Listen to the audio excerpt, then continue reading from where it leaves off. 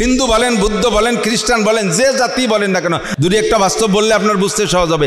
এ কোরআন শরীফ খালি মুসলমানদের শান্তির জন্য না, সব জাতির জন্য, সকল জাতির জন্য। একটু চোখ বুঝে নেন।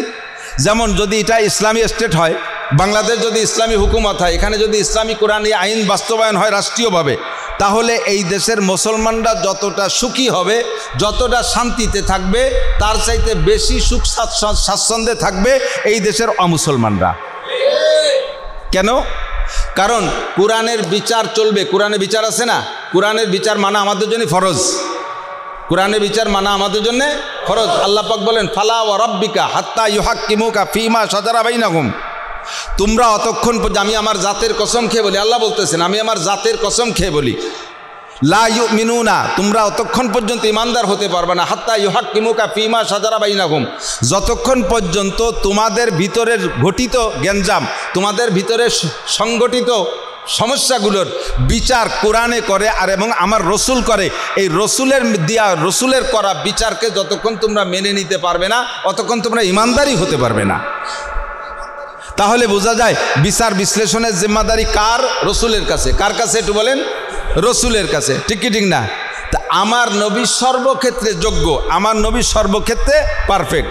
এখন কোরআন দিয়ে নবী বিচার করেন। খেয়াল করেন, ইসলামী স্টেট হলে মুসলমানের চাইতে অমুসলমানরা, ওই দেশে যারা সংখ্যালঘু থাকে তারা বেশি সুখী হয়। তার কারণ হলো কোরআনের বিচার চলবে মুসলমানদের উপরে। কাদের উপরে? কোরআনের বিচার কি?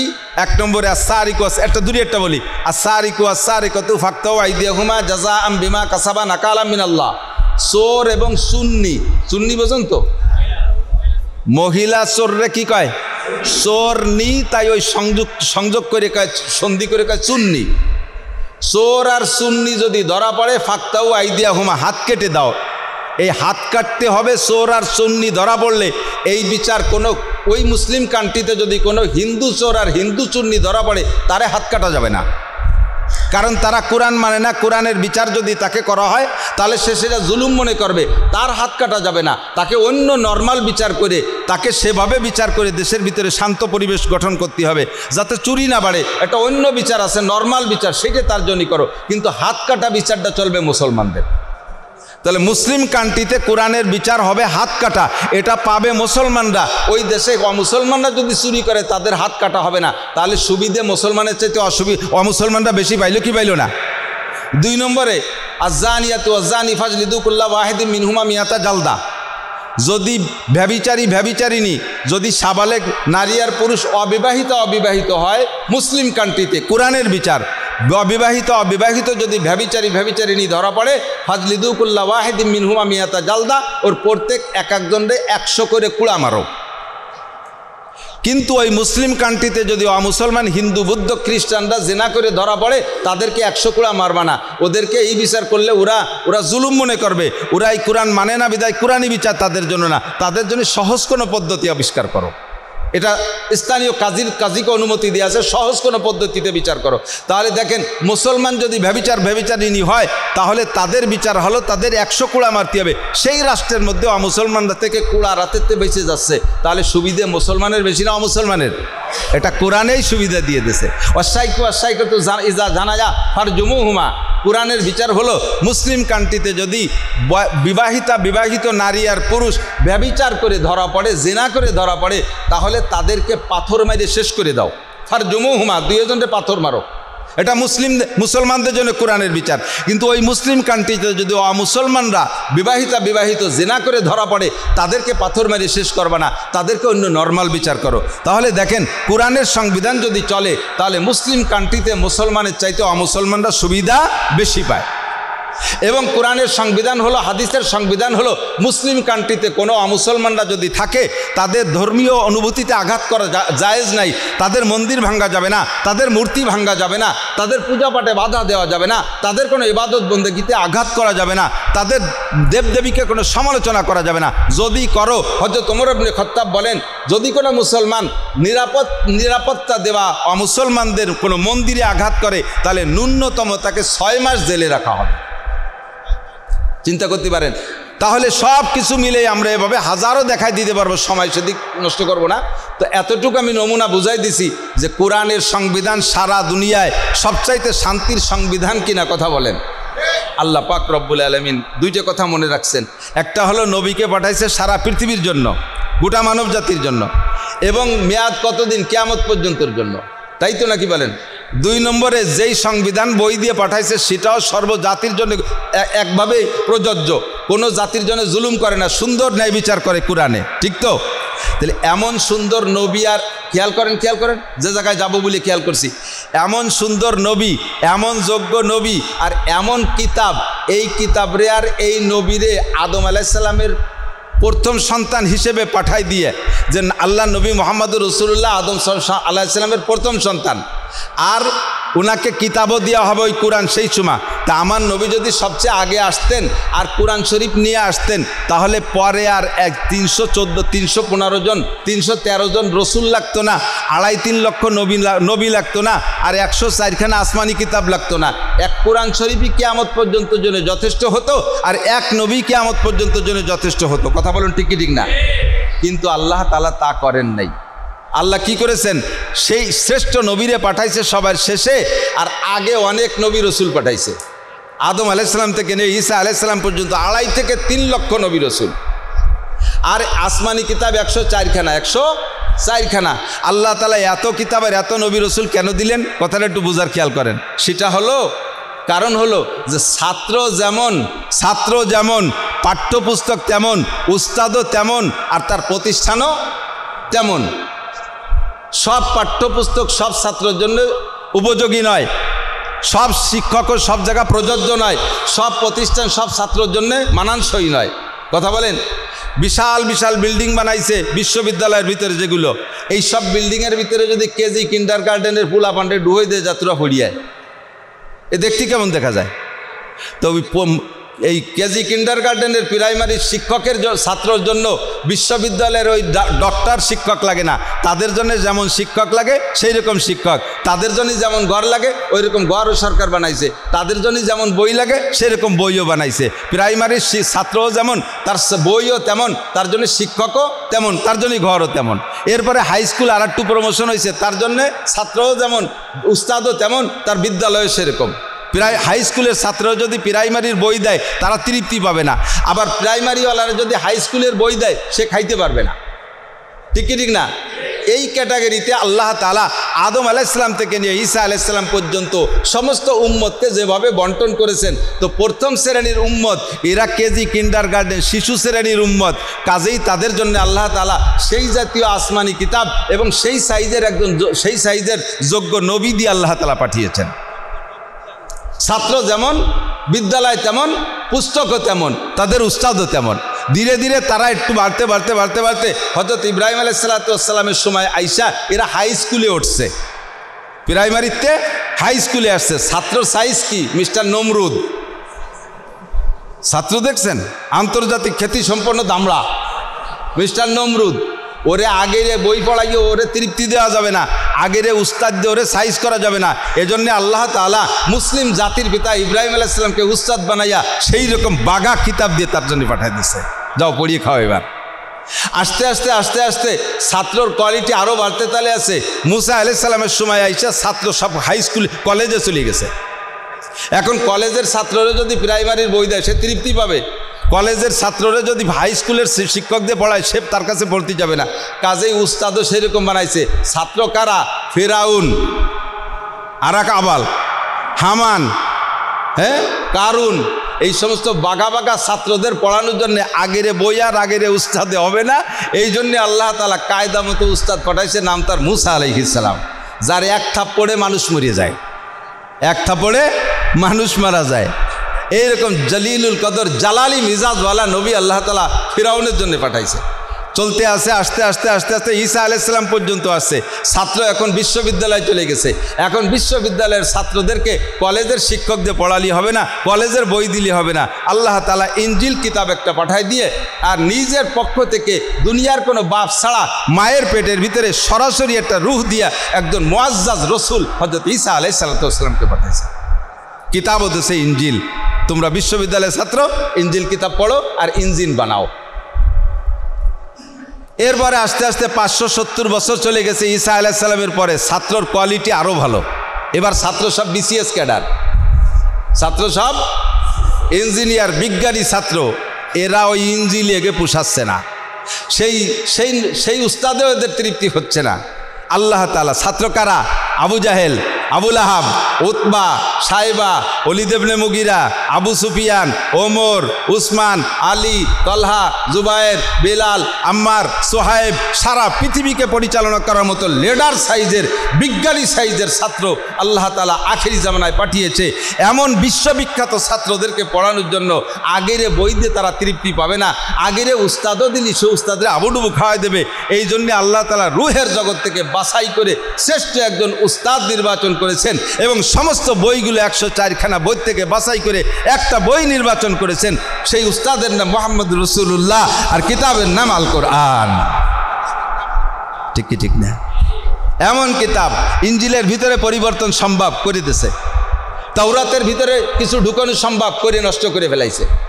আগের নবীদের সম্পর্কে অনেক কিছু তারা বলে কইয়া তাদেরকে কলুষিত করেছে, কিন্তু আমার নবীর গায়ে সত্যি যদি ন্যায় বিচারের সাথে বিবেচনা করে কথা বলতে যায় তাহলে হিন্দু বলেন, বুদ্ধ বলেন, খ্রিস্টান বলেন, এমনি আসাবিয়াত বলা হয়। কি বলা হয়? মানে তরফদারি করে মিথ্যে কথা অনেকই বলা যায়।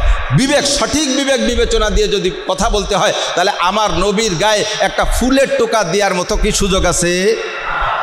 যদি সত্য বিচারে আসুক, সত্য আর মিথ্যা যেভাবেই বলুক না কেন, আসো আমার কোরআন শরীফের ভিতরে দেখো পাল্টাইতে পারো নাকি, ঢুকতি এর মধ্যে কিছু পারো নাকি, একটা নুক্তা বাড়ায় দাও, একটা জের জবর বেশ কম করে দাও, পারবে? কখনো পারবে না। এক তো আল্লাহ পাক নিজেই চ্যালেঞ্জ করে দায়িত্ব নিয়েছেন, হ্যাঁ, ইন্না নাহনু নাযালনা যিকরা ওয়া ইন্না লাহু লাহাফিজুন। এ কোরআন আমি নাজিল করেছি আমার বিজ্ঞানী উম্মতের জন্য, আমার বিজ্ঞানী নবীকে উস্তাদ বানায় পাঠাইছি। কিয়ামতের আগে আসবে সব বিজ্ঞানী। দেখেন, আজ থেকে 1500 বছর আগে মোবাইল ছিল, মাইক ছিল, রকেট ছিল, বিমান ছিল, ট্যাঙ্ক ছিল, ক্ষেপণাস্ত্র ছিল, এর কিচ্ছু ছিল না। সবগুলো বানাইছে আখিরি জামানার বিজ্ঞানী উম্মত। আর এই বিজ্ঞানী উম্মতের জন্য বিজ্ঞানী উস্তাদ মুহাম্মদ রাসূলুল্লাহকে আল্লাহ পাঠিয়েছে, যার ভিতরে কোনো চুলচিরা পরিমাণ দোষ নেই। হুজুর বলেন, বইস্তু মুবাররাআন মিন কুল্লি আইবিন, বইস্তু মুবাররাআন মিন কুল্লি আইবিন, সমস্ত দোষ থেকে পবিত্র করে আল্লাহ তাআলা আমাকে সৃষ্টি জগতে বাছাই করে পাঠিয়েছেন।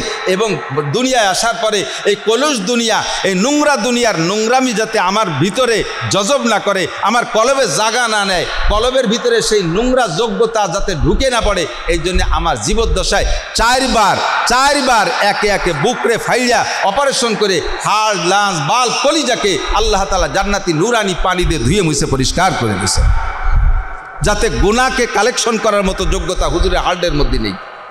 বইস্তু মুবাররাআন মিন কুল্লি আইবিন, আমার নবী সম্পর্কে কাহারও সমালোচনা করার সুযোগ নেই। আপনারা যারা জেনারেল বই পুস্তক পড়েন দেখবেন মাঝে মাঝে দুই একটা বই পাবেন, বিশ্বসেরা 100 জন মহামানব, বিশ্বসেরা 100 জন, এর একটা তালিকা করছে। এই 100 জনের উপরের নামটা কার? মুহাম্মদুর রাসূলুল্লাহ। লিখেছে খ্রিস্টানরা, লিখেছে কারা?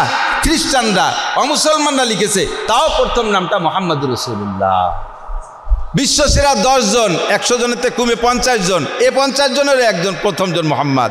এরপরে বিশ্বসেরা 10 জন, তার ভিতরে 1 নম্বর মুহাম্মদুর রাসূলুল্লাহ। বিশ্বসেরা 3 জন, তার ভিতরে 1 নম্বরে মুহাম্মদ রাসূলুল্লাহ। বিশ্বসেরা 1 জন, সেই একজনই মুহাম্মদুর রাসূলুল্লাহ সাল্লাল্লাহু আলাইহি ওয়াসাল্লাম। খুশি না বেজার? এমন নবীর উম্মত হতে পেরে খুশি না বেজার? এক ভদ্রলোক বটগাছতলা শুয়ে শুয়ে আল্লাহরে লোকমা দেয়। বটগাছ আছে না, বটগাছের ফল কি এরকম বড় বড় না ছোট ছোট? ছোট ছোট। বটগাছের নিচে শুয়ে আল্লাহরে লোকমা দেয়। মাঠের দিক তাকায় দেখে 1.5 হাত লম্বা একটা কুমড়ো গাছ, তাতে 1 মণ ওজনের এক কুমড়ো হয়েছে আড়িয়াল বিলির ভিতরে। তো বট গাছ এত বড় গাছ, তার ডালের মাথায় ছোট্ট ছোট্ট একটু বড়ই সাইজের বট, আর 1.5 হাত লম্বা একটা কুমড়ো গাছে 1 মণ ওজনের কুমড়ো। আল্লাহরে লোকমা দিয়েছে। আল্লাহ পাক এ জায়গা মেজারমেন্টে ভুল করেছে।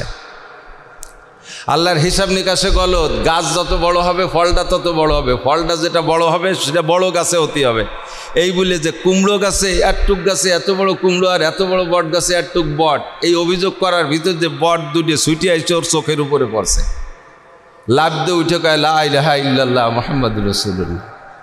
কাল্লা তোমার হিসাব নিকাশ ঠিক আছে, যদি এই দুটোই 1 মণে কুমড়ো হতো তাহলে আর আমার জানাজা করা লাগতো না, আমার জন্য কবর খুঁজা লাগতো না, কুমড়োর গাইতি মাটির তলে চলে যেতাম।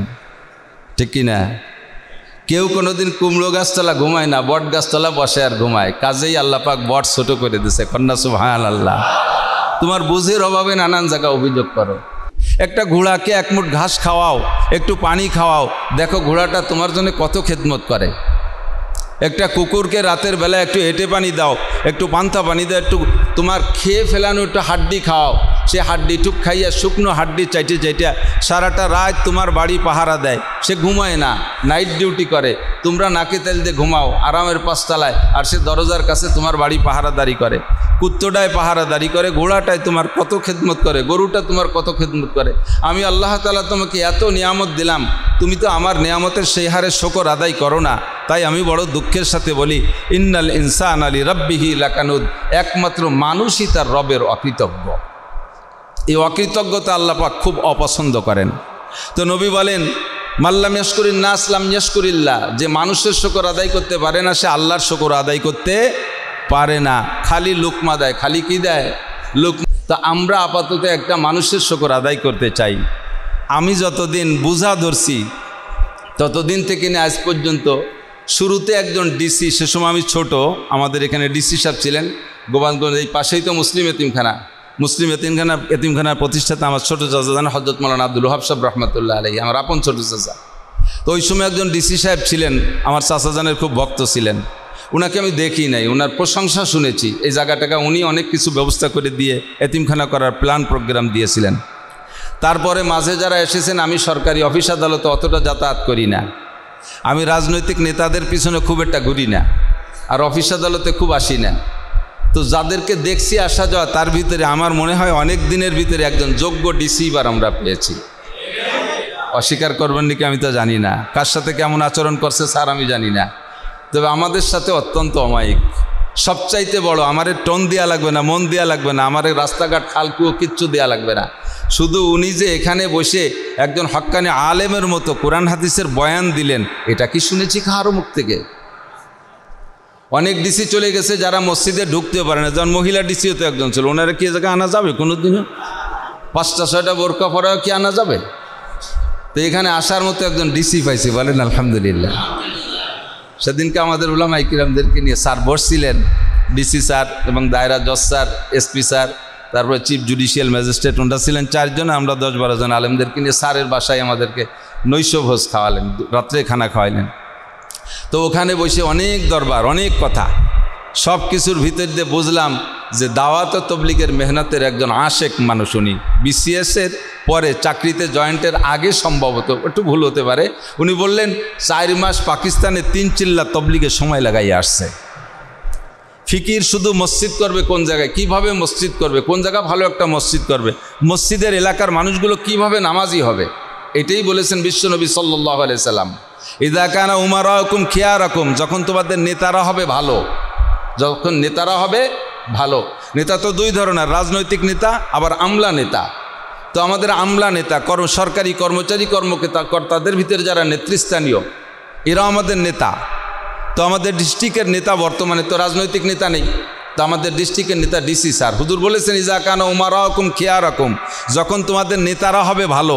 নেতারা হবে ভালো মানে গাঁজাখোরদের নজরে ভালো না, গাঁজাখোররা তো তারাই ভালো কাজ যে গাঁজা সাপ্লাই দেয়, ঠিক না? তাই তো নাকি বলেন? তো সাধারণ পাইকারি ভালো বলা না, যখন আল্লাহ যাকে ভালো বলবে, যে নেতাকে আল্লাহ ভালো বলবে। বেনামাজি নেতারে আল্লাহ ভালো কয়, ঘুষখোর নেতারে আল্লাহ ভালো কয়, সুদখোর নেতারে ভালো কয়, গাঁজা বা বিড়িখোর নেতারে ভালো কয়, দাড়ি কাটা দাড়ি শেষা নেতারে আল্লাহ ভালো কয়, বেনামাজি নেতারে আল্লাহ ভালো কয়। যে নেতা বউরে অর্ধ উলাঙ্গিনী করে নিয়ে পার্কে পার্কে বিভিন্ন জায়গায় সফর করে, তারে আল্লাহ আল্লাহ রসুল ভালো কয়। নামাজি নেতারে আল্লাহ ভালো কয়, দাড়িওয়ালা নেতারে আল্লাহ ভালো কয়, টুপিওয়ালা নেতারে ভালো কয়, ভালো কয় না? টুপিওয়ালারে ভালো কয়, নামাজিরে ভালো কয়, মানে না কতি একসাথে সবই না কয়। তো বুঝতেছে না, তা বোঝা যায়। দাড়ি কমা দেই নেই, পরীক্ষা করতেছি যে বুঝতেছেন কি না। তো দাড়িওয়ালারা কি আল্লাহ ভালো কয়? টুপিওয়ালা, সুন্নতওয়ালা। আমাদের এই গোপালগঞ্জে মোটামুটি যারা একটু ভালো ফ্যামিলি, যারা গ্রামেতে এসে গোপালগঞ্জে বাড়ি টাড়ি করছে, তাদের প্রত্যেকের বাড়ি, আমার বিশ্বাস প্রত্যেকের বাড়ি খাদ্য রুম যেটা, তাকে কি বলে, ডাইনিং রুম, ডাইনিং রুমে ডাইনিং টেবিল চেয়ার আছে না নাই? আমার মনে হয় সব বাড়ি আছে, এমনকি হুজুরকে বাড়িও আছে, যারা একটু শহরে হুজুর, যারা আমরা গ্রামে পাবলিক হুজুর তো আমরা এখন চুলোর পেটি বইছে খাই। তো গ্রাম শহরে যারাই আছেন প্রত্যেকের বাড়ি ডাইনিং টেবিল আছে। আল্লাহে আল্লাহর কসম মসজিদে বসে বলতেছি, স্যারের বাসায় সেদিন খানা খাইছি আমরা 11 জন আলেম আর স্যাররা 4 জন, এই 15 জনে আমরা স্যারের বাসায় প্রত্যেকে দস্তারখানে বিছে খানা খাইছি, প্রত্যেকের জন্যই দস্তারখান। আরে একটা পলিথিন কিনে টানায় দিয়া দস্তারখানও বোঝা যায়, এই দস্তারখান হলো আজকের জন্য হুজুরকে দেখে কিনে আনছে, আর প্রত্যেকের জন্য পার্ট পার্সোনাল দস্তারখান, বোঝা যায় যে এটা ওনার ঘরে ব্যবহার করার অভ্যাস আছে। এই ব্যবহৃত দস্তারখান আমাদেরকে দস্তারখানে খানা খাওয়াইছে। এজন্য হুজুর বলেন, ইদা কানা উমারাকুম খিয়ারাকুম, যখন তোমাদের নেতারা হবে ভালো, ওয়াগনিয়াকুম সুমহাকুম, ও জায়গা আর বেশি বললাম না, ওয়াগনিয়াকুম সুমহাকুম, তোমাদের ধনীরা হবে দানশীল, ধনীরা হবে দানশীল। ওয়া উমুরুকুম শুরা বাইনাকুম, তোমাদের প্রত্যেকটা কাজ সংসার থেকে সংসদ পর্যন্ত পরামর্শ সাপেক্ষে যদি হয়, পরামর্শ সাপেক্ষে, সংসারও চলবে পরামর্শ। আপনি আপনার বিবি বাল বাচ্চা নিয়ে পরামর্শ করবেন, আপনি আগামীকাল কি খাবেন স্ত্রীর সাথে সেটা আগে আজকে রাত্রে আলোচনা করবেন। আপনার মনে হচ্ছে কাল সকালে বিরিয়ানি খাবেন, স্ত্রী চাইলে খুঁতফুটোয় তুইয়ে দিছে, খুঁতফুটানো বোঝেন তো, এমন না গোপালগঞ্জে এসে শহরে আইছেন, প্রায় তো বাড়ি গ্রামে আছে, খুঁতফুটানোর দাপড়া তো সবাই চেনে। আপনার খাইতে মনে হচ্ছে অনেক কিছু, কিন্তু স্ত্রী পাল্টা পাকায় রাখছে উল্টো পাল্টা, সকালবেলা দেখেই মিজাজ খারাপ, ভাতের প্লেটটা ফিকে মেরে দিয়ে এটি চলে যাবেন।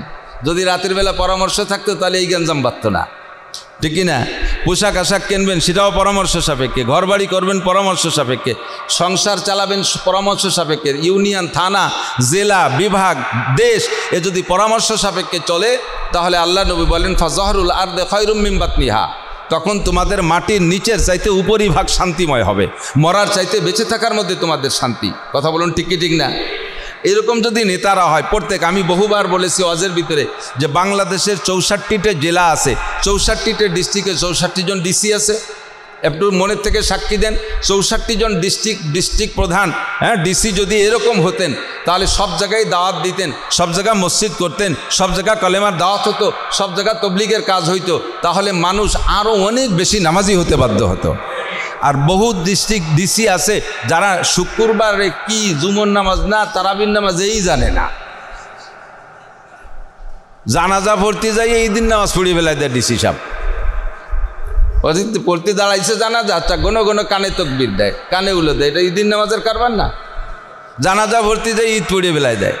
আমি একজন ডিসির কাছে শুনেছি, যেটা বাস্তব বলতেছি, তৎকালীন আমাদের প্রধানমন্ত্রী জননেত্রী শেখ হাসিনা, ওনার একটা ওখানে ডিসিদের একটা সম্মেলন করেছিলেন শুক্রবারে।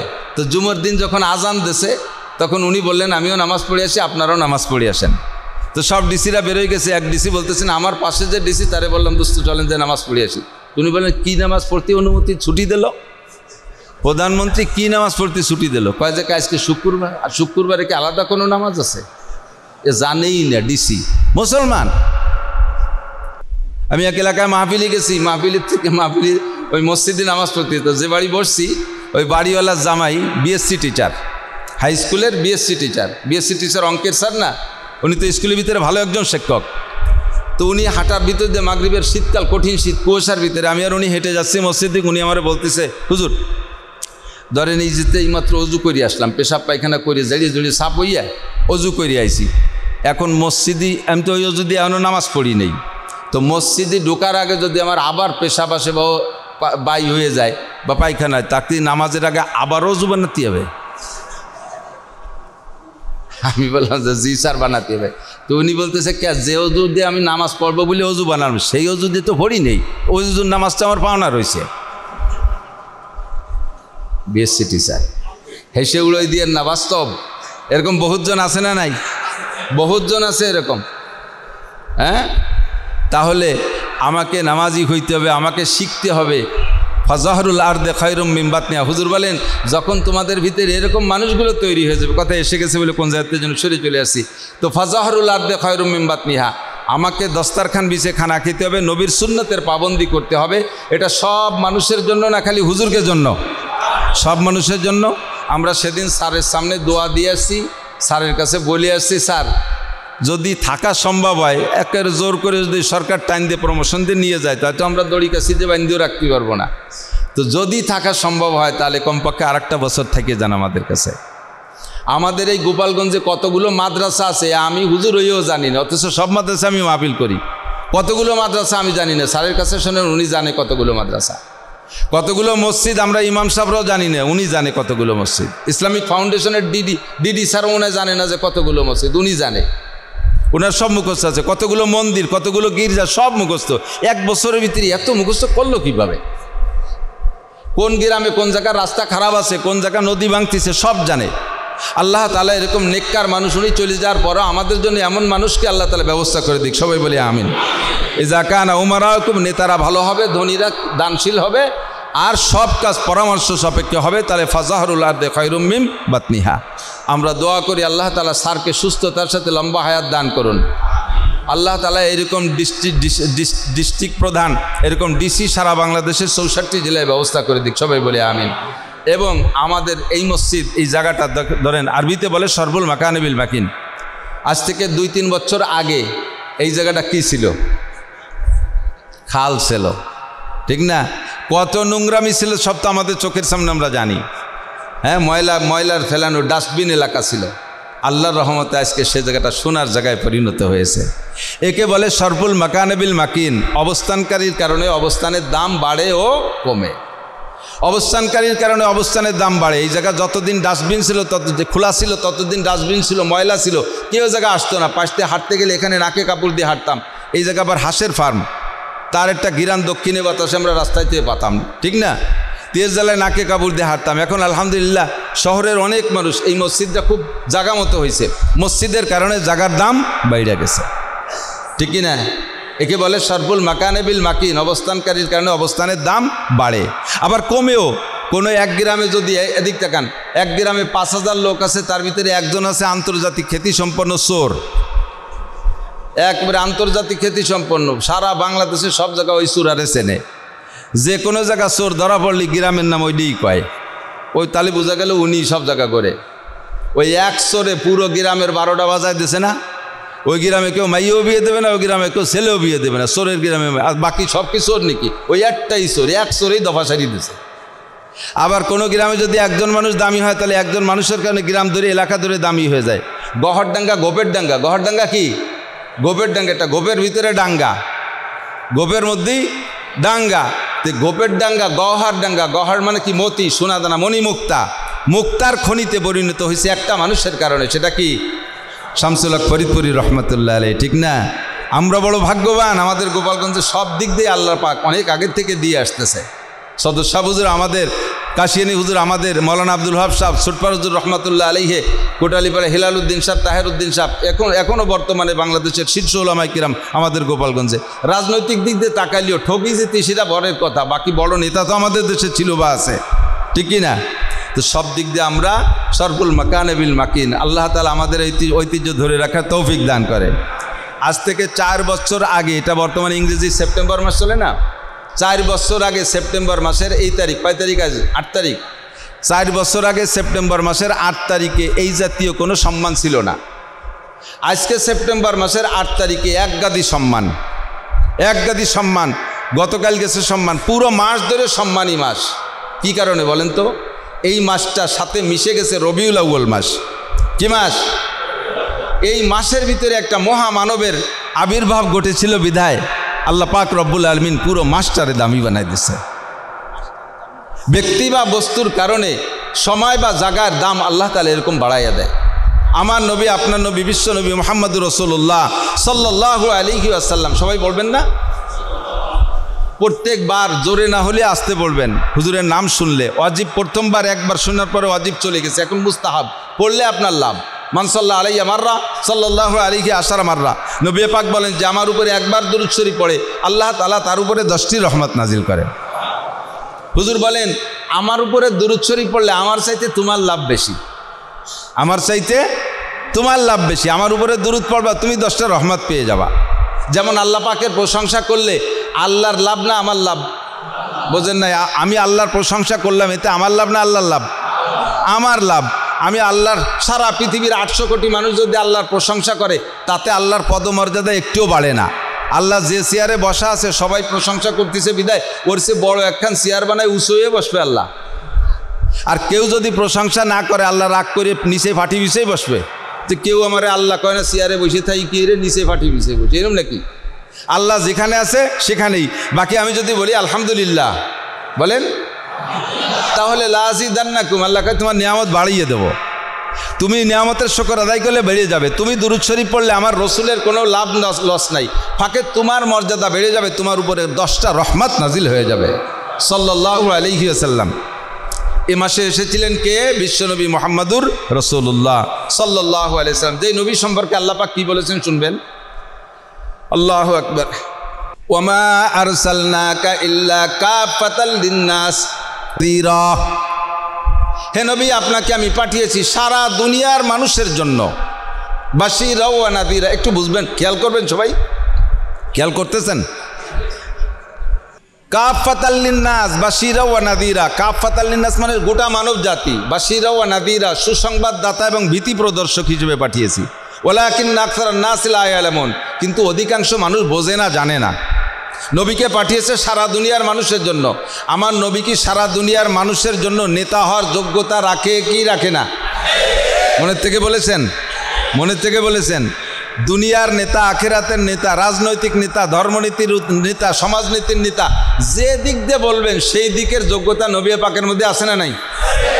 এত বড় একজন দামি নবীকে আল্লাহ তাআলা শেষকালে পাঠাইলেন এবং আল্লাহর রীতিনীতি, আল্লাহর সংবিধানকে বাস্তবায়ন করার জন্য সাথে একখান কিতাব দিয়ে দিয়েছেন। কিতাবখানের নাম আল কোরআন। এ কোরআন শরীফ শুধু কি তিলাওয়াতের জন্য? কোরআন শরীফ কি খালি নামাজ রোজার জন্য? একটু বলবেন। নামাজ রোজার জন্য, হজ যাকাতের জন্য, খালি টুপি দাড়ি পাগড়ি জুব্বর জন্য, খালি মসজিদ মাদ্রাসার জন্য? কোরআন শরীফ কি জন্য এসেছেন? একেবারে হুদাল লিন্নাসি ওয়া বাইয়িনাতিন মিনাল হুদা ওয়াল ফুরকান।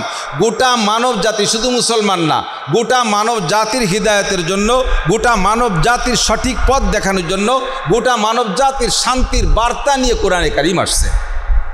হিন্দু বলেন, বুদ্ধ বলেন, খ্রিস্টান বলেন, যে জাতি বলেন না কেন, সমাজ যদি আপনারা বিরক্ত না হন তাহলে আমি দুটো উদাহরণ বলবো, দুটি একটা বাস্তব বললে আপনার বুঝতে সহজ হবে। এ কোরআন শরীফ খালি মুসলমানদের শান্তির জন্য না, সব জাতির জন্য, সকল জাতির জন্য। একটু চোখ বুঝে নেন। যেমন যদি এটা ইসলামী স্টেট হয়, বাংলাদেশ যদি ইসলামী হুকুমত হয়, এখানে যদি ইসলামী কোরআনী আইন বাস্তবায়ন হয় রাষ্ট্রীয়ভাবে, তাহলে এই দেশের মুসলমানরা যতটা সুখী হবে, যতটা শান্তিতে থাকবে, তার চাইতে বেশি সুখ স্বাচ্ছন্দ্যে থাকবে এই দেশের অমুসলমানরা। কেন? কারণ কোরআনের বিচার চলবে। কোরআনে বিচার আছে না? কোরআনের বিচার মানা আমাদের জন্য ফরজ। কোরআনের বিচার মানা আমাদের জন্য ফরজ। আল্লাহ পাক বলেন, ফালা ওয়া রাব্বিকা হাত্তা ইউহাক্কিমুকা ফীমা শাজারা বাইনাহুম। তোমরা অতক্ষণ, আমি আমার জাতের কসম খেয়ে বলি, আল্লাহ বলতেছেন, আমি আমার জাতের কসম খেয়ে বলি, লা ইউমিনুনা, তোমরা অতক্ষণ পর্যন্ত ইমানদার হতে পারবে না, হাত্তা ইউহাক্কিমুকা ফীমা শাজারা বাইনাহুম, যতক্ষণ পর্যন্ত তোমাদের ভিতরের ঘটিত গ্যাঞ্জাম, তোমাদের ভিতরে সংগঠিত সমস্যাগুলোর বিচার কোরআনে করে আর এবং আমার রসুল করে।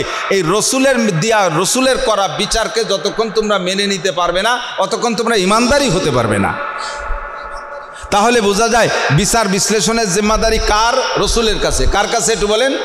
রসুলের কাছে। ঠিক কি ঠিক না? তা আমার নবী সর্বক্ষেত্রে যোগ্য, আমার নবী সর্বক্ষেত্রে পারফেক্ট। এখন কোরআন দিয়ে নবী বিচার করেন। খেয়াল করেন, ইসলামী স্টেট হলে মুসলমানের চাইতে অমুসলমানরা, ওই দেশে যারা সংখ্যালঘু থাকে তারা বেশি সুখী হয়। তার কারণ হলো কোরআনের বিচার চলবে মুসলমানদের উপরে। কাদের উপরে? কোরআনের বিচার কি? এক নম্বরে আস-সারিকু, একটা দূরে একটা বলি, আস-সারিকু আস-সারিকাতু ফাকতাউ আইদিয়াহুমা জাযাআম বিমা কাসাবা নাকালাম মিনাল্লাহ। চোর এবং সুন্নি, সুন্নি বোঝেন তো? মহিলা চোররে কি কয়? চোরনি। তাই ওই সংযোগ করে কয়, সন্ধি করে কয় চুন্নি। চোর আর সুন্নি যদি ধরা পড়ে, ফাকতাউ আইদিয়াহুমা, হাত কেটে দাও। এই হাত কাটতে হবে। চোর আর সুন্নি ধরা পড়লে এই বিচার কোনো, ওই মুসলিম কান্ট্রিতে যদি কোনো হিন্দু চোর আর হিন্দু চুন্নি ধরা পড়ে, তারে হাত কাটা যাবে না, কারণ তারা কোরআন মানে না। কোরআনের বিচার যদি তাকে করা হয় তাহলে সে সেটা জুলুম মনে করবে, তার হাত কাটা যাবে না। তাকে অন্য নর্মাল বিচার করে, তাকে সেভাবে বিচার করে দেশের ভিতরে শান্ত পরিবেশ গঠন করতে হবে যাতে চুরি না বাড়ে। একটা অন্য বিচার আছে, নর্মাল বিচার, সেটা তার জন্যই করো, কিন্তু হাত কাটা বিচারটা চলবে মুসলমানদের। তাহলে মুসলিম কান্ট্রিতে কোরআনের বিচার হবে হাত কাটা, এটা পাবে মুসলমানরা। ওই দেশে অমুসলমানরা যদি চুরি করে তাদের হাত কাটা হবে না, তাহলে সুবিধে মুসলমানের চাইতে অমুসলমানরা বেশি পাইল কি পাইল না? 2 নম্বরে আজ্জানিয়াতু আজ্জানি ফাজলিদু কুল্লা ওয়াহিদিন মিনহুমা মিয়াতা জালদা। যদি ব্যভিচারিণী যদি সাবালেগ নারী আর পুরুষ অবিবাহিত হয় মুসলিম কান্ট্রিতে কোরআনের বিচার, অবিবাহিত যদি ব্যভিচারিণী ধরা পড়ে ফাজলিদু কুল্লা ওয়াহিদিন মিনহুমা মিয়াতা জালদা, ওর প্রত্যেক একজনরে 100 করে কুড়া মারো। কিন্তু ওই মুসলিম কান্ট্রিতে যদি অমুসলমান হিন্দু বৌদ্ধ খ্রিস্টানরা জেনা করে ধরা পড়ে তাদেরকে 100 কুড়া মারবা না, ওদেরকে এই বিচার করলে ওরা জুলুম মনে করবে, ওরা এই কোরআন মানে না, বিদায় কোরআনি বিচার তাদের জন্য না, তাদের জন্য সহজ কোনো পদ্ধতি আবিষ্কার করো। এটা স্থানীয় কাজীকে অনুমতি দিয়ে আছে, সহজ কোনো পদ্ধতিতে বিচার করো। তাহলে দেখেন মুসলমান যদি ব্যভিচারিণী হয় তাহলে তাদের বিচার হলো তাদের 100 কুড়া মারতে হবে। সেই রাষ্ট্রের মধ্যে অমুসলমানরা থেকে কুড়া রাতেতে বেঁচে যাচ্ছে, তাহলে সুবিধে মুসলমানের বেশি না অমুসলমানের? এটা কোরআনেই সুবিধা দিয়ে দিয়েছে। অস্বাইক তো জানা যা ফারজুমুহুমা, কোরআনের বিচার হলো মুসলিম কান্ট্রিতে যদি বিবাহিত নারী আর পুরুষ ব্যভিচার করে ধরা পড়ে, জেনা করে ধরা পড়ে, তাহলে তাদেরকে পাথর মেরে শেষ করে দাও। ফারজুমুহুমা, 2 জনকে পাথর মারো। এটা মুসলমানদের জন্য কোরআনের বিচার। কিন্তু ওই মুসলিম কান্ট্রিতে যদি অমুসলমানরা বিবাহিত জেনা করে ধরা পড়ে তাদেরকে পাথর মেরে শেষ করবে না, তাদেরকে অন্য নর্মাল বিচার করো। তাহলে দেখেন কোরআনের সংবিধান যদি চলে তাহলে মুসলিম কান্ট্রিতে মুসলমানের চাইতে অমুসলমানরা সুবিধা বেশি পায়। এবং কোরআনের সংবিধান হলো, হাদিসের সংবিধান হলো, মুসলিম কান্ট্রিতে কোনো অমুসলমানরা যদি থাকে তাদের ধর্মীয় অনুভূতিতে আঘাত করা জায়েজ নাই, তাদের মন্দির ভাঙ্গা যাবে না, তাদের মূর্তি ভাঙ্গা যাবে না, তাদের পূজা পাঠে বাধা দেওয়া যাবে না, তাদের কোনো ইবাদত বন্দেগীতে আঘাত করা যাবে না, তাদের দেবদেবীকে কোনো সমালোচনা করা যাবে না। যদি করো, হযরত ওমর ইবনে খাত্তাব বলেন, যদি কোনো মুসলমান নিরাপত্তা দেওয়া অমুসলমানদের কোনো মন্দিরে আঘাত করে তাহলে ন্যূনতম তাকে 6 মাস জেলে রাখা হবে। চিন্তা করতে পারেন। তাহলে সব কিছু মিলে আমরা এভাবে হাজারো দেখাই দিতে পারবো, সময় সেদিক নষ্ট করব না। তো এতটুকু আমি নমুনা বুঝাই দিছি যে কোরআনের সংবিধান সারা দুনিয়ায় সবচাইতে শান্তির সংবিধান কিনা, কথা বলেন। আল্লাহ পাক রব্বুল আলামিন 2টা কথা মনে রাখছেন। একটা হলো নবীকে পাঠাইছে সারা পৃথিবীর জন্য, গোটা মানব জাতির জন্য, এবং মেয়াদ কতদিন? কিয়ামত পর্যন্তর জন্য, তাই তো নাকি বলেন? 2 নম্বরে যেই সংবিধান বই দিয়ে পাঠাইছে সেটাও সর্বজাতির জন্য একভাবে প্রযোজ্য, কোনো জাতির জন্য জুলুম করে না, সুন্দর ন্যায় বিচার করে কোরআনে, ঠিক তো? তাহলে এমন সুন্দর নবী, আর খেয়াল করেন যে জায়গায় যাব বলে খেয়াল করছি, এমন সুন্দর নবী, এমন যোগ্য নবী, আর এমন কিতাব, এই কিতাবরে আর এই নবীরে আদম আলাইহিস সালামের প্রথম সন্তান হিসেবে পাঠাই দিয়ে, যে আল্লাহ নবী মুহাম্মদুর রাসূলুল্লাহ আদম আলাইহিস সালামের প্রথম সন্তান, আর ওনাকে কিতাবও দেওয়া হবে ওই কোরআন সেই সময়। তা আমার নবী যদি সবচেয়ে আগে আসতেন আর কোরআন শরীফ নিয়ে আসতেন তাহলে পরে আর 315 জন 313 জন রসুল লাগতো না, 2.5-3 লক্ষ নবী লাগতো না, আর 104খানা আসমানি কিতাব লাগতো না। এক কোরআন শরীফই কিয়ামত পর্যন্ত জন্য যথেষ্ট হতো, আর এক নবী কিয়ামত পর্যন্ত জন্য যথেষ্ট হতো। কথা বলুন, ঠিক না? কিন্তু আল্লাহ তাআলা তা করেন নাই। আল্লাহ কি করেছেন? সেই শ্রেষ্ঠ নবীরে পাঠাইছে সবার শেষে, আর আগে অনেক নবী রসুল পাঠাইছে। আদম আলাইহিস সালাম থেকে নিয়ে ঈসা আলাইহিস সালাম পর্যন্ত 2.5 থেকে 3 লক্ষ নবী রসুল, আর আসমানি কিতাব 104খানা। আল্লাহ তাআলা এত কিতাবের এত নবী রসুল কেন দিলেন? কথাটা একটু বোঝার খেয়াল করেন। সেটা হলো, কারণ হলো যে ছাত্র যেমন পাঠ্যপুস্তক তেমন, উস্তাদও তেমন, আর তার প্রতিষ্ঠানও তেমন। সব পাঠ্যপুস্তক সব ছাত্রের জন্য উপযোগী নয়, সব শিক্ষকও সব জায়গা প্রযোজ্য নয়, সব প্রতিষ্ঠান সব ছাত্রের জন্য মানানসই নয়। কথা বলেন। বিশাল বিশাল বিল্ডিং বানাইছে বিশ্ববিদ্যালয়ের ভিতরে, যেগুলো এই সব বিল্ডিংয়ের ভিতরে যদি কেজি কিন্ডারগার্টেনের পোলা পান্ডে ডুবে দিয়ে যাত্রা পড়িয়ায়, এ দেখতে কেমন দেখা যায়? তো এই কেজি কিন্ডারগার্টেনের প্রাইমারি শিক্ষকের ছাত্রর জন্য বিশ্ববিদ্যালয়ের ওই ডক্টর শিক্ষক লাগে না, তাদের জন্য যেমন শিক্ষক লাগে সেই রকম শিক্ষক, তাদের জন্য যেমন ঘর লাগে ওই রকম ঘরও সরকার বানাইছে, তাদের জন্য যেমন বই লাগে সেই রকম বইও বানাইছে। প্রাইমারির ছাত্রও যেমন, তার বইও তেমন, তার জন্য শিক্ষকও তেমন, তার জন্য ঘরও তেমন। এরপরে হাই স্কুল আর একটু প্রমোশন হয়েছে, তার জন্যে ছাত্রও যেমন, উস্তাদও তেমন, তার বিদ্যালয়ও সেরকম। হাই স্কুলের ছাত্ররা যদি প্রাইমারির বই দেয় তারা তৃপ্তি পাবে না, আবার প্রাইমারিওয়ালারা যদি হাই স্কুলের বই দেয় সে খাইতে পারবে না। ঠিক কি ঠিক না? এই ক্যাটাগরিতে আল্লাহ তাআলা আদম আলাইহিসসালাম থেকে নিয়ে ঈসা আলাইহিসসালাম পর্যন্ত সমস্ত উম্মতকে যেভাবে বন্টন করেছেন, তো প্রথম শ্রেণীর উম্মত এরা কেজি কিন্ডারগার্টেন শিশু শ্রেণীর উম্মত, কাজেই তাদের জন্য আল্লাহ তাআলা সেই জাতীয় আসমানি কিতাব এবং সেই সাইজের যোগ্য নবী দিয়ে আল্লাহ তাআলা পাঠিয়েছেন। ছাত্র যেমন, বিদ্যালয় তেমন, পুস্তকও তেমন, তাদের উস্তাদও তেমন। ধীরে ধীরে তারা একটু বাড়তে হযরত ইব্রাহিম আলাইহিসসালামের সময় আইসা এরা হাই স্কুলে উঠছে, প্রাইমারিতে হাই স্কুলে আসছে। ছাত্রর সাইজ কি? মিস্টার নমরুদ ছাত্র দেখছেন, আন্তর্জাতিক খ্যাতি সম্পন্ন দামড়া মিস্টার নমরুদ। ওরে আগেরে বই পড়াইয়ে ওরে তৃপ্তি দেওয়া যাবে না, আগেরে উস্তাদ দিয়ে ওরে সাইজ করা যাবে না। এজন্য আল্লাহ তাআলা মুসলিম জাতির পিতা ইব্রাহিম আলাইহিস সালামকে উস্তাদ বানাইয়া সেই রকম বাগা কিতাব দিয়ে তার জন্য পাঠিয়ে দিচ্ছে, যাও পড়িয়ে খাও। এবার আস্তে আস্তে ছাত্রর কোয়ালিটি আরও বাড়তে তালে আছে। মুসা আলাইহিস সালামের সময় আইসা ছাত্র সব হাই স্কুল কলেজে চলে গেছে।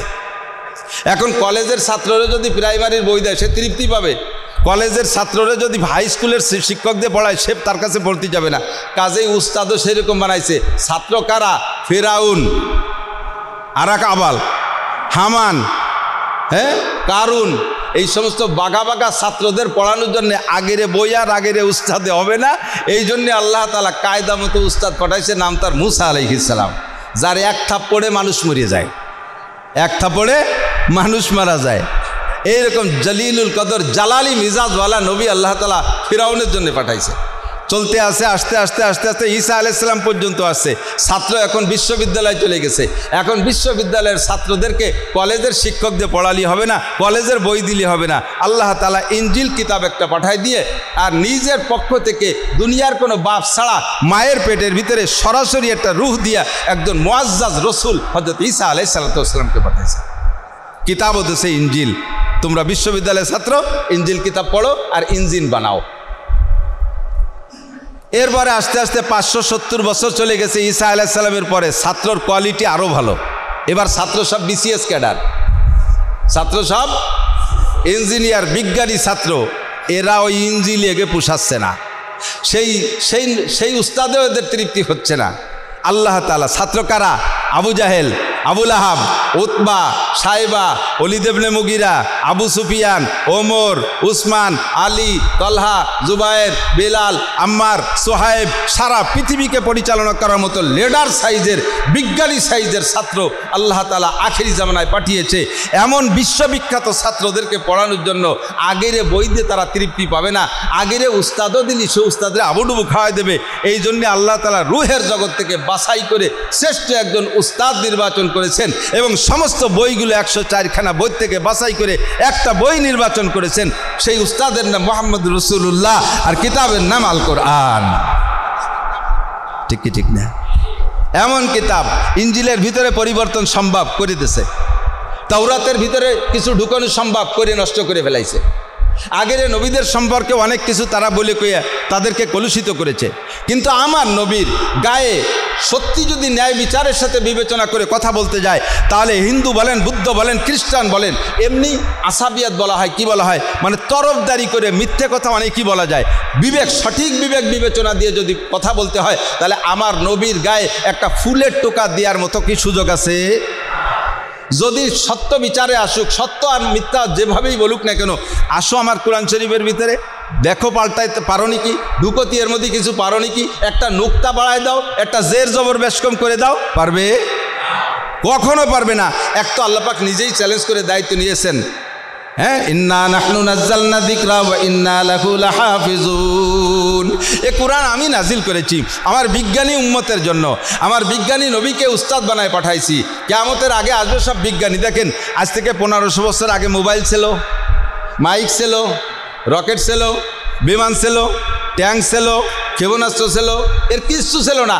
সবগুলো বানাইছে আখিরি জামানার বিজ্ঞানী উম্মত। আর এই বিজ্ঞানী উম্মতের জন্য বিজ্ঞানী উস্তাদ মুহাম্মদ রাসূলুল্লাহকে আল্লাহ পাঠিয়েছে, যার ভিতরে কোনো চুলচেরা পরিমাণ দোষ নেই। হুজুর বলেন, বইস্তু মুবাররাআম মিন কুল্লি আইবিন, বইস্তু মুবাররান মিন কুল্লি আইবিন, সমস্ত দোষ থেকে পবিত্র করে আল্লাহ তাআলা আমাকে সৃষ্টি জগতে বাছাই করে পাঠিয়েছেন। এবং দুনিয়ায় আসার পরে এই কলুষ দুনিয়া, এই নোংরা দুনিয়ার নোংরামি যাতে আমার ভিতরে জজব না করে, আমার কলবে জাগা না নেয়, কলবের ভিতরে সেই নোংরা যোগ্যতা যাতে ঢুকে না পড়ে, এই জন্য আমার জীবদ্দশায় চারবার একে একে বুকরে ফাইড়া অপারেশন করে হাড়, লাঞ্চ, বাল, কলিজাকে আল্লাহ তাআলা জান্নাতি নুরানি পানি দিয়ে ধুয়ে মুছে পরিষ্কার করে দিয়েছে, যাতে গুনাহকে কালেকশন করার মতো যোগ্যতা হুজুরের হার্টের মধ্যে নেই। বইস্তু মুবাররাম মিন কুল্লি আইবিন, আমার নবী সম্পর্কে কাহারও সমালোচনা করার সুযোগ নেই। আপনারা যারা জেনারেল বই পুস্তক পড়েন দেখবেন মাঝে মাঝে দুই একটা বই পাবেন, বিশ্বসেরা 100 জন মহামানব, বিশ্বসেরা 100 জন, এর একটা তালিকা করছে। এই 100 জনের উপরের নামটা কার? মুহাম্মদুর রাসূলুল্লাহ। লিখেছে খ্রিস্টানরা, লিখেছে কারা? খ্রিস্টানরা, অমুসলমানরা লিখেছে, তাও প্রথম নামটা মুহাম্মদুর রাসূলুল্লাহ। বিশ্বসেরা 10 জন, 100 জনেতে কমে 50 জন, এ 50 জনের একজন প্রথম জন মোহাম্মদ। এরপরে বিশ্বসেরা 10 জন, তার ভিতরে 1 নম্বর মুহাম্মদুর রাসূলুল্লাহ। বিশ্বসেরা 3 জন, তার ভিতরে 1 নম্বরে মুহাম্মদ রাসূলুল্লাহ। বিশ্বসেরা 1 জন, সেই একজনই মুহাম্মদুর রাসূলুল্লাহ সাল্লাল্লাহু আলাইহি ওয়াসাল্লাম। খুশি না বেজার? এমন নবীর উম্মত হতে পেরে খুশি না বেজার? হাসরের মাঠে আল্লাহ তাআলা, নবী নিজেই বলেন, আমার উম্মতের সুফয়সালা হওয়ার আগে, আমার উম্মতের সুফয়সালা হওয়ার আগে আল্লাহ তাআলা ইব্রাহিম আলাইহিস সালামের সাথেও কথা বলবে না। আমার উম্মতের আইসো আড়াই নিয়ে বাড়াই নিয়ে আগায় নিয়ে ফেলাই নিয়ে কুনা কাটা যেখানে যা আছে না কেন, এর কোনো একটার ফয়সালা বাকি থাকতে আল্লাহ তাআলা ইব্রাহিম আলাইহিস সালামের সাথে কথা বলবে না, আদম আলাইহিস সালামের সাথে কথা বলবে না, কোনো মুসা ঈসার সাথে কথা বলবে না। আমার উম্মতকে আল্লাহ তাআলা ময়দানে মাশারে আমার ওসিলায় আলাদা মর্যাদা দিয়া এদের উত্তম ফয়সালা করার পরে তারপর অন্য নবীদের সাথে কথা বলবেন। বলেন না সুবহানাল্লাহ। তাহলে আপনি এত বড় নবীর উম্মত হওয়ার পর বেজার না খুশি? শুধু খুশি থাকলেই হবে না, তার সাথে কিছু মিলও থাকতে হবে। তামুতুনা কামা তাহইয়াউন, একটু ভাগ্যে ওয়াজ করে যাই। তামুতুনা কামা তাহইয়াউন অত সারুনা কামা তামুতুন। আপনার দুনিয়ার জীবনযাপন যেমন হবে আপনি কিন্তু এই রূপেই মরবেন। একটা লোক দাড়ি চাষা আছে, দাড়ি চাষা, প্যান্ট পরা, রাস্তাঘাটে অ্যাক্সিডেন্ট করে পড়ে মরে গেল। ওই লোকটা দাড়ি চাষে কিন্তু দাড়িরে খুব মোহাব্বত করে, রাখবে বাপ, কিন্তু এই ভাবতে হঠাৎ করে অ্যাক্সিডেন্ট করে মরে গেছে। তো এই বাবার কারণে কি মরার সাথে সাথে তার মুহি এক মুঠ দাড়ি হয়ে যাবে? তাহলে জীবনযাপন যেমন ছিল মরণটা সেরকম হলো না? হুজুর বলে তো সারুনা কামা তামুতুন, তুমি যেমন মরছো হাসরের মাঠে তুমি এভাবেই উঠবা। তুমি যদি দুনিয়ার টুপি পরা অবস্থায় জীবনযাপন করো, এই সুন্নতি টুপির সাথে তোমার মরণ হবে। দাড়ি মুখে জীবনযাপন, দাড়ি সহ মরণ হবে। জুব্বা সহ জীবনযাপন, জুব্বা সহ তোমার মরণ হবে। সুন্নতের পাবন্দি সহ জীবনযাপন, সুন্নতের পাবন্দির ভিতর দিয়ে মরণ হবে। অত সারুনা কামা তামুতুন, হাসরের মাঠে তুমি এই চেহারায় উঠবা, আর তোমার চেহারা দেখে বিশ্বনবী চিনে ফেলাবে। বলেন না সুবহানাল্লাহ। হুজুর বলেন, ইন্না উম্মতি ইউদআউনা ইয়াউমাল কিয়ামা, ইন্না উম্মতি ইউদআউনা ইয়াউমাল কিয়ামা গুররাম মুহাজ্জালিনা মিন আথারিল ওযু। লক্ষ লক্ষ কোটি কোটি মানুষ তো সেখানে বসা। এই সামান্য একটু ইজতেমার মাঠে যান, ইজতেমায় যান তো গেছেন না? কেউ ইজতেমায় গেছেন, হজে গেছেন, উমরায় গেছেন, ও জায়গায় যাইয়া অত মানুষের ভিতরে নিজের চিনা মানুষটারে খুঁজে বের করা কত কঠিন হয় না? কোটি কোটি মানুষ। তো হুজুর বলেন, আমি কিয়ামতের মাঠে আমার উম্মতগুলোকে আমি আলাদা করে ফেলবো। সাহাবায়ে কিরাম বললেন, কাইফা আরাফতা তারিফু ইয়া রাসূলুল্লাহ উম্মতাক, হুজুর আপনি কিভাবে এত মানুষের মধ্যে আপনার উম্মতকে চিনবেন? হুজুর বলেন, ইন্না উম্মতি ইউদআউনা ইয়াউমাল কিয়ামাতে গুররাম মুহাজ্জালিনা মিন আসারিল ওযু। একটু বলে ফেলেন সুবহানাল্লাহ। 1000 ঘোড়া এক মাঠে আছে, সব ঘোড়ার এক কালার, সব ঘোড়াগুলো লাল, কোনো তিল পরিমাণ দাগ ধাব্বা নেই। একটা ঘোড়ার ভিতরে বেশ কম বোঝা যায় না, সব একই সাইজ মাপি নিয়েছে, সেনাবাহিনীর ঘোড়া মাপি নিয়েছে 5 ফুট 6 ইঞ্চি। একটা ঘোড়ার শুধু কপালে সাদা দাগ আছে, ওই ঘোড়াটা তোমার। তো 1000 একই কালারের ঘোড়ার ভিতরে তোমার ঘোড়াটা চিনতে কি তোমার সমস্যা হবে? কপালে দাগ, সাদা দাগ দেখে, চিতা দেখে চিনে নিতে পারবে না? হুজুর বলেন, আমার উম্মত হবে চিতা উম্মত। ময়দানে মাশারে আমার উম্মতের এরকম কিছু চিতা হবে। কোন কোন জায়গা? মুহাজ্জালিনা মিন আসারিল ওযু, ওযুর অঙ্গগুলো দিয়ে নূর চমকাইতে থাকবে। অন্য কোনো নবীর উম্মতের এই নূর চমকাবে না। আমার উম্মতের অজুর অঙ্গ দিয়ে নূর চমকাবে, সিজদার অঙ্গ দিয়ে নূর চমকাবে, কপালের সিজদা দিচ্ছে এখান দিয়ে, মাথা মোছে করছে মাথায় দিয়ে নূর, হাতের কেনু পর্যন্ত নূর, টাকনুর নিচের টুকে নূর, হাঁটু লাগাইছে সিজদার ভিতরে এখান থেকে নূর। এই নূরানি চেহারা দেখে দেখে আমি আমার সব উম্মতকে বাছাই করে জান্নাতে ঢুকই দেব। এরপরে আল্লাহ পাক বলবেন হইছে, তোমার হইছে? এখন অন্য লোকের নিয়ে টিম বসতে হবে আমার, তোমার কি হয়েছে এখন? জি আল্লাহ হয়েছে তো, তারপরে একটু অপশন থাক, পরে যদি দুনিয়ার টাতে বাঁধিয়ে যায় সেটা সেই সময় বলবো। আল্লাহকে ঠিক আছে, তোমার জন্য এ দরজা থাকবে অনাদি অনন্তকাল। কন্যা সুবহানাল্লাহ। আমি এমন নবীর উম্মত হতে পেরে বলি আলহামদুলিল্লাহ। লাকাদ জাকুম, দুনিয়ারটা ভুল ভেঙে নিতে হবে। রাজি আছেন তো ইনশাআল্লাহ? দুনিয়ারটা ভুল ভেঙে নিতে হবে। আমি আজকে দেখে আসছি, আমি নিয়ে আসছি সাথে করিয়া, আমি কিতাবটার সাথে আনি নাই। সিরাতে মোস্তফা ইসলামিক ফাউন্ডেশনে তার অনুবাদ করছে, সিরাতে মোস্তফা ইদ্রিস কান্দলবী রহমতুল্লাহ লেখা। আপনি খুলবেন, বের করবেন প্রথম খণ্ড, 3 খণ্ড বিশিষ্ট। এর প্রথম খণ্ডের ভিতরে নবী আলাইহিস সালাতু ওয়াস সালাম মিলাদ, জন্ম সংক্রান্ত এমন লম্বা কিচ্ছা বয়ান করছে যা শুধু হুজুরের জন্ম পর্যন্ত যদি আমি নিয়মতান্ত্রিকভাবে বলি আপনাদেরকে এইভাবে বসবেন, আমি 1 মাস পড়াইতে পারবো ইনশাআল্লাহ। হুজুরের মিলাদ পড়াতে পারলো, শুধু জন্ম পর্যন্ত যে মিলাদ মানে হলো জন্ম কিচ্ছা, এই মিলাদ পড়াতে লাগবে আমার 1 মাস, অথচ আমাকে মিলাদ পড়াতে লাগে 7-8 মিনিট। আছেন এর মিলাদ আছে না? আসেন নতুন ঘর দিছি মিলাদ পড়াবো। সে মিলাদ কি মিলাদ? আস্তাগফিরুল্লাহ। আমার উস্তাদ ছিলেন মৌলানা আকিল আলী সাহেব রহমতুল্লাহ। হুজুরের ছেলেরে দেখলাম এই যেটা শাহজাহান ভাই, তো হুজুর বলতেন মিয়া মিলাদ কি? মিলাদ 2 প্রকার মিলাদ। এক লোকের, খেয়াল করেন হুজুর, খুব আকিল আলী তো আচানক একটা মানে ঘটনা বানাই ফেলতেন। হুজুর কায় এক লোকের একজনের 4 ভাই, তো 4 ভাইয়ের বাপ বেশি আছে, তো বুড়ো বাপের এমন রোগ হয়েছে